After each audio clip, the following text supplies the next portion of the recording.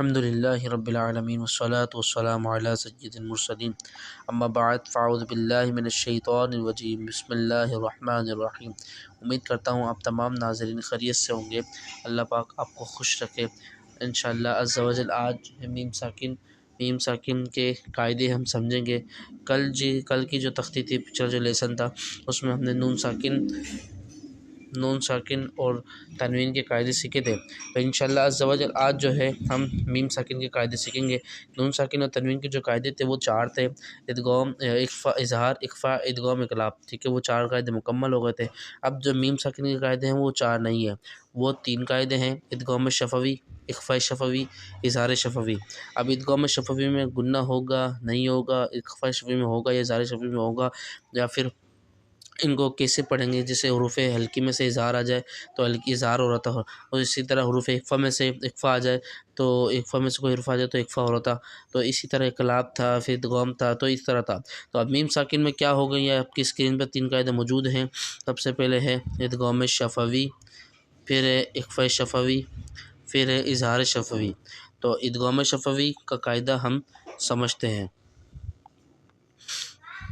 میم ساکن کے بعد حرف دوسری میم آ جائے، میم ساکن کے بعد اگر دوسری میم آ جائے تو میم ساکن میں ادغام شفوی ہوگا، یعنی گنہ نہیں کریں گے۔ میم ساکن کے بعد حروف دوسری میم آ جائے تو میم ساکن میں ادغام شفوی ہوگا، یعنی گنہ کریں گے، ٹھیک ہے، یہ ہو گیا۔ دیکھیں، میم ساکن کے بعد دوسری میم آ جائے تو میم ساکن میں ادغام شفوی ہوگا، یعنی گنہ کریں گے۔ اس طرح اخفاء شفوی، میم ساکن کے بعد حرف با آ جائے تو میم ساکن میں اخفاء شفوی ہوگا، یعنی گنہ کریں گے۔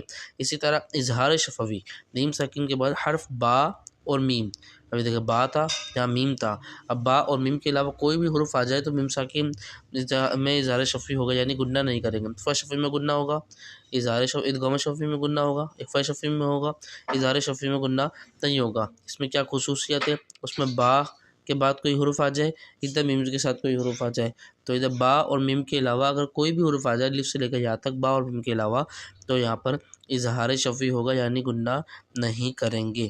تو اسی طرح آگے چلتے ہیں، ان کی تھوڑی مشق کر لیتے ہیں۔ مشق میں کیا ہے؟ مشق میں یہ ہے کہ ہم آپ کو قاعدے بھی سمجھا دیتے ہیں۔ اب جیسے یہ اظہار شفوی ہے، اظہار شفوی، ادغام شفوی ہے سب سے پہلے۔ اب یہاں پر دیکھتے ہیں میم ساکن کے بعد دوسری میم کہاں آ رہی ہے؟ میم ساکن کے بعد دوسری میم آ جائے گی، دیکھیں میم ساکن ہے، میم کے اوپر جزم میں میم ساکن ہو گیا، میم ساکن کے اوپر دوسری میم ہے، بعد دوسری میم ہے، تو یہاں پہ اظہار شفوی ہوگا۔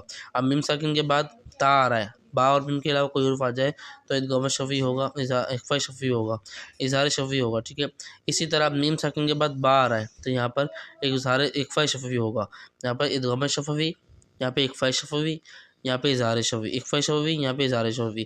تو یہ 3 قاعدے انہی حروف میں آپ کو مل جائیں گے، اور یہ جو تختی ہے، یہ جو لیسن ہے، یہاں پر آپ کو تمام کے تمام قاعدے مل جائیں گے۔ جیسے نون ساکن قاعدے اس کی نیچے والی تختی میں تھے، اسی طرح میم ساکن قاعدے اس میں ہی موجود ہوں گے، ان سب میں۔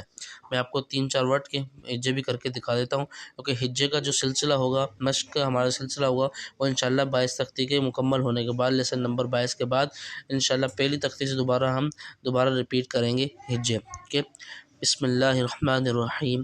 حمزہ، نون، زبر او، تا، میم، میم پیش تم، او تم، میم، ظا پیش مذ، او تم مذ، لام زیر لی، او تم مظلی، میم واو پیش مو، او تم مظلمو، نون زبر نا، او تم مظلمون، حمزہ زبر ا، لام، میم زبر لم، علم، تا زبر تا، علم تا، را زبر را، علم ترى، کاف نون پیش کوں، تا میم پیش تم، کوں تم، با زیر بی، کوں تم بھی، ہا کھڑی زیر ہی، کوں تم بھی، ہا میم پیش ہم، فا یا زیر فی، ہم فی، ہا الف زبر ہا، ہم فی ہا، واو زبر وا۔